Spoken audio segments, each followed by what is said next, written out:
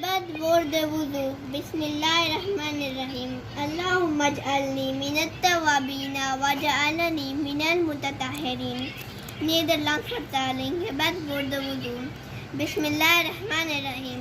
O Allah, laat mij deel uitmaken van degenen die berouw tonen en reinheid aannemen. Wudu is verplicht voor het verrichten van de salat. Je moet propere kleren aan hebben en de gebedsplaats moet proper zijn. Wat is de methode voor het verrichten van de wudu? En doe het voor. Zeg eerst Bismillahirrahmanirrahim. Stap 2. Eerst worden 3 keer de handen grondig gewassen.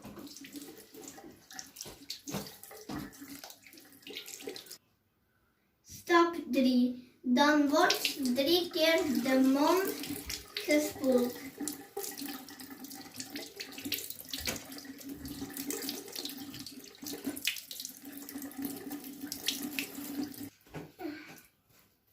Stap 4. Vervolgens worden eveneens 3 keer de neusgaten gespoeld.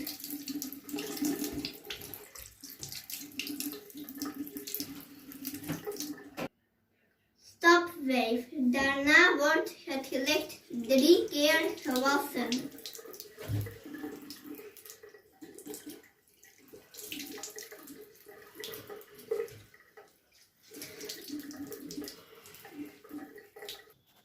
Stap 6. Vervolgens worden de armen 3 keer tot aan de ellebogen gewassen, beginnend met de rechterarm.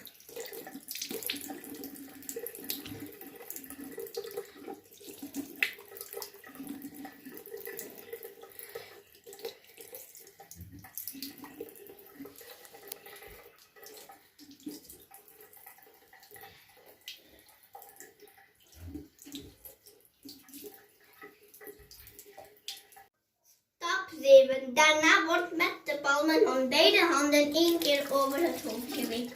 Dat doet men door te beginnen bij het voorhoofd en te eindigen bij het einde van de haargroei op de nek. Vervolgens gaat men weer met zijn handpalmen terug tot het voorhoofd. Stap 8. Dan worden de oren gewassen. Met de wijsvinger maakt men de binnenkant schoon en met de duim de buitenkant van de oren. Ook dat doet men 1 keer. Stap 9. Ten slotte worden de voeten tot aan de enkels 3 keer gewassen, beginnend met de rechtervoet.